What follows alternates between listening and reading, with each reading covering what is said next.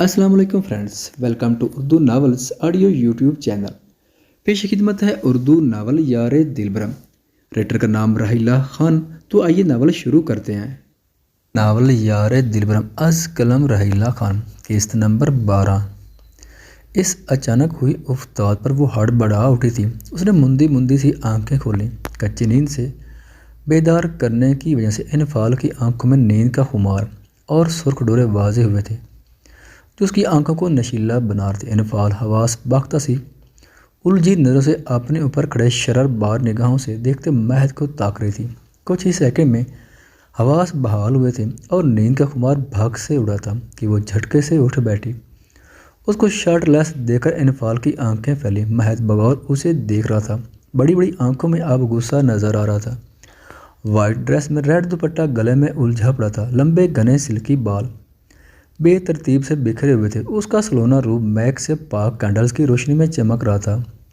मैद mesmerise हो गया था। सबसे ज़्यादा उसकी तवज्जो आंखों की सुर्खी और ठोड़ी के खाम में स्याह तिल ने खींची थी कि वो जो आंखों में आग से लपके समेटे इनफाल को देख रहा था। नज़र स्याह तिल पर पड़ते दिल ने बेसख्ता छूने की तमन्ना कर डाली थी।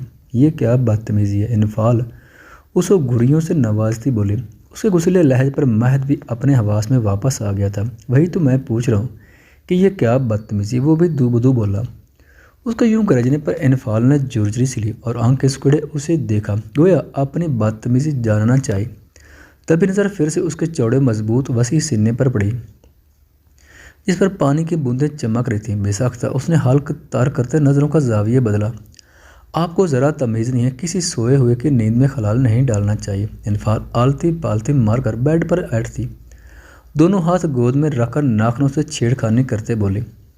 शादी के साथ ही उसका डर वहीं रह गया था और वो महद के हमरा उसके कमरे में न डर होकर आई थी। वैसे भी सब घर वालों के सपोर्ट ने उसे महद के सामने बहादुर बना दिया था, जबकि महद जो पहले ही खोल रहा था, ऊपर से उसके चलती ज़बान के जौहर उसके अंदर लावा पका गए थे। मिस तमीज़ साहिबा, तुम मेरे कमरे पर हक नहीं जमा सकती, ऊपर से मेरी साइड पर पड़ी और बदतमीज़ मुझे बता रही, जबकि तुम्हें तो सोफे पर सोना चाहिए। मैं हरगिज़ तुम्हारे साथ अपना बेड शेयर नहीं कर सकता।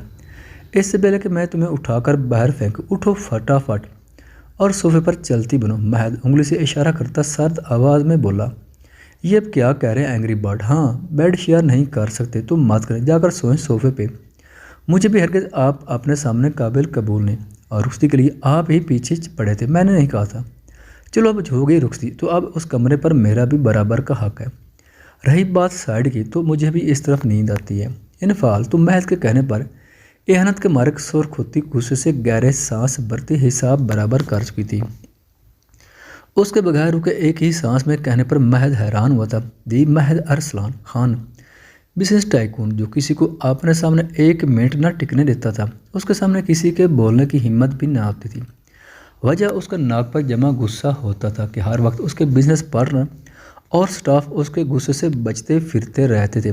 उसके एक रोबदार आवाज़ पर अफरा तफरी सी फैल जाती थी और अब उसी के सामने उसकी वाइफ ज़बान लड़ा रही थी। कितनी लड़कियां महद के आगे पीछे फिरती थी, पर महद का गुस्सा देखकर यूं गायब होती जैसे गधे के सर से सींग।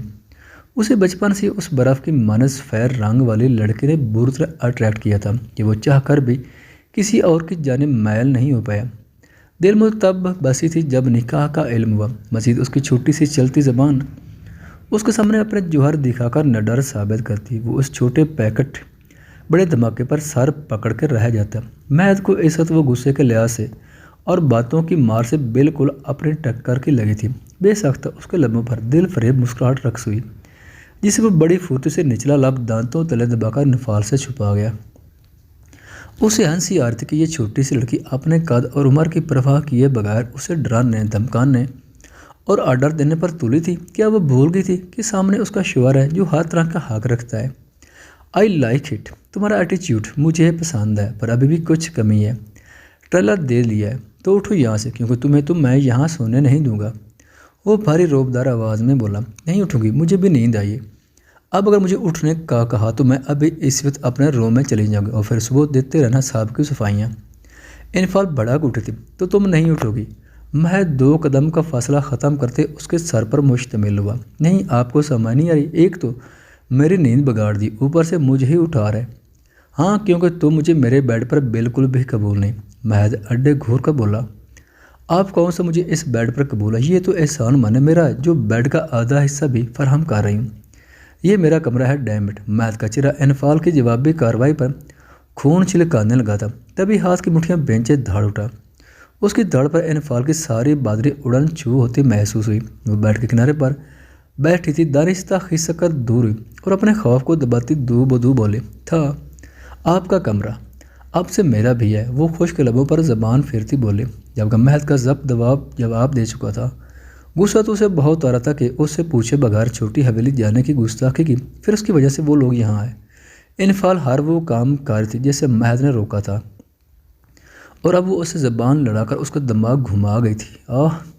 تبھی وہ بڑی اچانک سے جا رہنا طیبہ لی، اس کو بازو سے پکڑ کر اپنی جانب گھسیٹ کر بیڈ پر دھکا دیتا، پوری طرح اس پر جھکا تھا اور اس کے بازوؤں کو اپنی آہنی گرفت میں لیے سر کے اوپر بیڈ سے پن کر چکا تھا کہ انفال جو دل میں ورد کر رہی تھی، اس اچانک ہوئی افتاد پر خوف اور گھبراہٹ کے مارے دبی دبی سے چیخ نکلی۔ وہ آنکھیں پھاڑے اپنے اوپر جھکے مہد کو دیکھ رہی تھی، جو اس کے دائیں بائیں ہاتھ رکھے اپنی قید میں کیے خون خار نظروں سے گھور رہا تھا۔ مجھے صبح پر نیند نہیں آتی، میں کبھی نہیں سوئی۔ انفال اس کے تیور دیکھ کر دھڑکتے دل سے بولی اور گھبرا کر زور سے آنکھیں میچ لیں۔ اس کی روحان سی آواز پر مہد کا دل پسیج گیا تھا کہ سارا غصہ جھاگ کی مانند بیٹھ گیا۔ وہ جو اس کو دماغ درست کرنے کا ارادہ رکھتا تھا، اس سے بچنے کو آنکھیں زور سے میچیں دیکھ کر دل نے بیٹ مس کی تھی۔ انفال کو اپنی ٹھوڑی اور گردن پر اس کی گرم جلساتی تپش محسوس ہوئی تو دل کانوں میں دھڑکنے لگا، جبکہ جسم سے جان نکلتی محسوس ہوئی۔ ٹھیک ہے مت سو، ویسے بھی آج کی رات سونے کی نہیں ہے، وہ اس کے چہرے کا نقوش کو بہت قریب سے دیکھتا، اس کی میچی آنکھوں پر پھونک مار کر لب دبایا گھمبیر آواز میں بولا ہی تھا کہ انفال نے فٹ سے آنکھیں کھولیں۔ اسے سانس سے سینے میں اٹکتی محسوس ہوئی۔ وہ ہراسان نظروں سے آنکھیں پھیلائے لب بینچے اسے دیکھ رہی تھی، سرخ و سفید رنگت، کھڑی مغرور ناک، گھنی مونچھی، ہلکی ہلکی سی بیاڑ، گلابی لب، گرے آنکھیں، تیکھ نقوش اور ماتھے پر بکھرے ہلکے نم بال جس کے جھکنے سے بے ترتیب سے پیشانی پر آ گئے تھے، پھیلا وسیع چٹانی سینہ، پھولے مسلس، مضبوط توانا بازو۔ بے سختہ انفال کی بیک بون میں سرد لہر سرایت کر گئی اور ماتھے پر پسینے کے قطرے چمکنے لگے۔ وہ اس کے اوپر جھکا 1 انچ کا فاصلہ برقرار رکھے، اس کے چہرے کے ایکسپریشن دیکھ رہا تھا جو ہوائیاں اڑے ہوئے چہرے سے اس کا معائنہ کر رہی تھی۔ وہ اس کے ماتھے پر پسینے کی بوندیں دیکھ چکا تھا، جبھی شرارتی مسکراہٹ لبوں پر سجائے دھیمی آنچ دیتے لہجے میں بولا، میں آئی۔ اس کی گمبھیر آواز پر انفال کے دل کی دھڑکن معمول سے زیادہ بڑھ گئی تھی، دل پسلیاں توڑ کر باہر آنے کے در پہ تھا۔ بڑے پاپا مورے۔ تبھی اس کی آنکھوں میں چمک اور لبوں پر دھیمی مسکراہٹ دیکھ کر وہ تقریباً چلا اٹھی تھی کہ مہد کا زندگی سے بھرپور دل فریب کہکا گونجا تھا۔ وہ اس کے اوپر سے اٹھ کھڑا ہوا اور بالوں میں ہاتھ پھیر کر اس کی ہون شکل دیکھتا مسلسل مسکرا رہا تھا۔ انفال کو تو جیسا صدمہ لگا تھا اسے ہنستے دیکھ کر، اور مزید جھٹکا تو اس کے خوبصورت ڈمپل دیکھ کر لگا تھا جو پوری آب و تاب سے اپنے ہونے کا ثبوت دے رہے تھے۔ وہ اسی پوزیشن میں پڑی مہد کو دیکھ رہی تھی جو اب دونوں ہاتھ ٹراؤزر کے پاکٹ میں ڈالے اس کو گہری نظروں سے دیکھ رہا تھا۔ جب بھی اس کو پلک نہ جھپکتے دیکھ مہد نے مزید شرارت سے آنکھ وینک کی۔ وہ جو اس کی مسکراہٹ میں کھوئی تھی ہوش کی دنیا میں لوٹی اور فوراً سے اٹھ کر بیٹھتی، یہاں وہاں دیکھتی، خجالت مٹاتی۔ مہد کو کافی کیوٹ لگی تھی۔ انٹرسٹنگ، آگے چل کر تمہارے ساتھ کافی مزہ آنے والا ہے۔ وہ نچلے لب کا کنارہ دبائے اس کے روشن چہرے کو نگاہوں کے حصار میں لیے بولا۔ تبھی انفال تن فن کرتی بیڈ کے اوپر کھڑی، دیکھیں وہ غصے سے سرخ ناک اور چہرہ لیے سرخی مرچی لگ رہی تھی۔ دکھاؤ۔ مہد بھی اس کے انداز میں اسے خود کے برابر کھڑا دیکھ بولا، میری بات سنائے ہو، آپ مجھے یہاں سونے دیں گے یا نہیں؟ انفال عاجز آ کر بولی، نہیں۔ مہد نے فوراً سے انکار کیا، تو پھر آپ کیسے سو سکتے ہیں؟ کیونکہ یہ میرا کمرہ، میرا بیڈ ہے۔ مہد کندھے اچکاتا بولا، تو میرا کمرہ بھی ہے، بے شک ہے، پر میرا زیادہ حق ہے، اس لیے تم یہاں نہیں سو سکتی۔ وہ اس کو سمجھنے کا موقع دیے بغیر اٹھا کر کندھے پر ڈال تو چکا تھا۔ چھوڑے مجھے، یہ کیا بےہودگی ہے؟ وہ اس کا کندھا دبوچے گررا اٹھی، بےہودگی ابھی دکھائی کہاں ہے مس مرچی، یہ ہے تمہارا بیڈ۔ وہ اسے صوفے پر پٹک کر سنجیدہ لہجے میں بولا، جتنی تمہاری صحت ہے تمہارے لیے تو یہ بھی بیڈ ہے۔ مہد نے گھورا، میں یہاں نہیں سوں گی، میں ابھی جا کر بڑے پاپا کو بتاتی ہوں کہ آپ مجھے بیڈ پر سونے نہیں دے رہے۔ وہ آنکھوں میں نمی کا عنصر لیے صوفے سے اٹھی اور دروازے کی جانب قدم بڑھائے۔ اس کا دل بہت زیادہ رونے کا کارا تھا، وہ بامشکل سے آنسو بہنے سے کنٹرول کیے ہوئے تھی۔ اگر اس کمرے سے باہر نکلی تو واپس وہی چیئر پر ہوگی، اس لیے شرافت سے واپس ہو، مہد سرد آواز میں دھمکی دیتا بولا۔ پر وہ رک کے بغیر دروازے کی جانب بڑھی اور قریب پہنچ کر ہینڈل سے پکڑ کر کھولنا چاہا، پر دروازہ نہیں کھلا۔ اس کے گھمانے پر بھی وہ نہ کھلا۔ جبکہ مہد شعلہ برساتی نظروں سے اس کی کارروائی دیکھ رہا تھا۔ کوشش کر لی ہو تو اب واپس آؤ، اور خبردار جو یہاں سے ہلی تو سکون سے سو جا اور مجھے سونے دو، ورنہ تمہارے لیے اچھا نہیں ہوگا۔ وہ اسے آنکھیں دکھا کر زو مانی لہج میں وارن کرتا شاہ نے بے نیاز سے بیٹھ کی جانب چال دی، جبکہ انفال پیچو تاب کھا کر بوڑ بڑھاتی واپس آئی اور غصے سے صوفے پر بیٹھ گئی۔ گڈ گرل، سو جاؤ اب، صبح جلدی اٹھ کر میری پیکنگ بھی کرنی ہے تم نے۔ وہ اس کو واپس آتے دیکھ مسکراہٹ دبائے بولا اور کمبل اس پر پھینک کر اوندھے منہ بیڈ پر گرنے کے انداز میں لیٹ کر تکیے میں چہرہ چھپا گیا، جبکہ انفال نے اس کے پھینکے کمبل کو غصے سے نوچ کھروچ کر زمین پر پھینکا۔ بگڑ بلا، جلاد جن، میری نیند خراب کر کے خود آرام سے سو رہا، اور نہ مجھے باہر جانا دیے، میں بھی دیکھتی ہوں کیسے سوتے ہیں آپ۔ وہ بوڑ بڑھاتی اسے سکون سے سوتے دیکھ رہی تھی۔ ٹھیک 10 منٹ بعد وہ مہد کے سونے جانے کا خیال کرتے احتیاط سے اپنی جگہ سے اٹھی۔ اس دوران اس کی نظریں مہد کی چوڑی پشت پر جمی تھیں۔ وہ پھونک پھونک کر قدم رکھتی دونوں ہاتھوں میں دوپٹے کا پلو بھینچے واش روم کی جانب گئی اور کچھ ہی منٹوں میں بڑی مشکل سے پانی کی بھری بالٹی اٹھائے باہر نکلی۔ اس طرح اس کا پورا جسم مہد کے جاگ جانے کے خوف سے پسینے سے شرابور ہو گیا تھا۔ وہ اپنے طریقے سے اسے اٹھانا چاہتی، مگر مہد پہلے جاگ گیا تو اس کا پلان چوپٹ ہونے میں دیر نہیں لگنی تھی، اور اسے جو صفحہ کم بیڈ فراہم ہوا تھا اس سے معروم الگ ہونا تھا۔ انفال بڑے تحمل سے بالٹی اٹھائے بیڈ کے قریب ہے۔ 5 تک گرنے کے بعد وہ پانی کی بھری بالٹی مہد پر اچھال چکی تھی۔ وہ جو سو رہا تھا ابھی آنکھ لگی تھی کہ اپنے اوپر سیلاب آتا محسوس ہوا، جیسے کسی نے پول میں پھینک دیا۔ تبھی وہ ہڑ بڑھا کر اٹھا کے نظر سامنے کھڑی انفال پر گئی۔ What the hell is this stupid girl! مہد ایک دم دھڑا تھا کیونکہ وہ سارا بھیگ گیا تھا، ساتھ ہی بیڈ بھی پانی سے گیلا ہو چکا تھا۔ اس کی دھڑ پر انفال نے جری سی لی اور پھر بھاگ کر بالٹی واپس رکھ کر اس کے سامنے آئی۔ اگر میں یہاں نہیں سو سکتی تو آپ بھی نہیں۔ گڈ نائٹ، میں تو چلی سونے، اب آپ آرام سے اپنے بستر پر سوئیں۔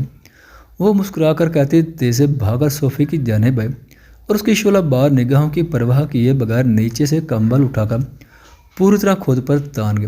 مہد کا غصے سے برا حال تھا، اس کی حرکت پر ماتھے پر بے شمار بال پڑے۔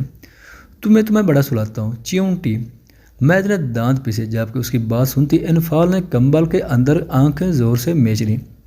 وہ لب بنچے بیڈ سے اٹھا اور وارڈ روب سے دوسرا ٹراؤزر نکال کر ڈریسنگ روم بند ہو گیا۔ کچھ دیر بعد وہ چینج کر کے باہر آیا اور جبڑے بھینچے اس کی جانب بڑھا۔ انفال کمبل میں خوفزدہ سی پڑی تھی، اسے چاہ کر بھی نیند نہیں آ رہی تھی۔ جبھی مہد نے بڑی اچانک سے اسے کمبل سمیت بازو میں بھر کر ساتھ پڑی کرسی پر ڈالا اور خود اس کی جگہ پر لیٹ گیا۔ یہ سب اتنی اچانک ہوا کہ کمبل میں الجھی انفال سمجھ بھی نہ پائے۔ اس نے تیز سے کمبل خود سے اتارا اور گول مول کرتی سانس لگائے اس کی جانب بڑھی، جو سپاٹ چہرہ لیے ایک بازو سر کے نیچے رکھے چیت لٹا چھات کو گورت۔ یہ میری جگہ ہے۔ انفال حیرت سے آنکھیں پھیلائے بولی، تمہیں تو یہاں سونا نہیں تھا، جاؤ اس بیڈ پر، میرا دماغ نہ کھاؤ اب۔ مہد اس کو بنا دیکھے دانت پیستے بولا، پر اب سونا ہے مجھے، یہ پانی پھینکنے سے پہلے سوچنا چاہیے تھا۔ مہد نے کہہ کر آنکھیں موند لیں۔ انفال اس کو اپنی جگہ پر قبضہ جمائے دیکھ کر رونے صورت لیے کرسی کی جانب بڑھے۔ جب مہد نے اس کی کلائی پکڑ کر جھٹکا دے کر کھینچا کہ وہ لہرا کر اس کے سینے پر آ گری۔ ہاتھ میں پکڑا کمبل ایک بار پھر سے چھوٹ کر فرش پر گرا تھا۔ اس نے سینے پر گرنے سے انفال یکدم گڑبڑائی، دل تیز سے دھڑکنے لگا۔ اس کے بال مہد کے چہرے پر گھٹا بن کر چھا گئے، جبکہ وہ ایک بازو ہنوز سر کے نیچے رکھے دوسرے سے اس کے نازک کمر کے گرد حصار باندھ کر اسے سختی سے سینے میں بھینچ گیا۔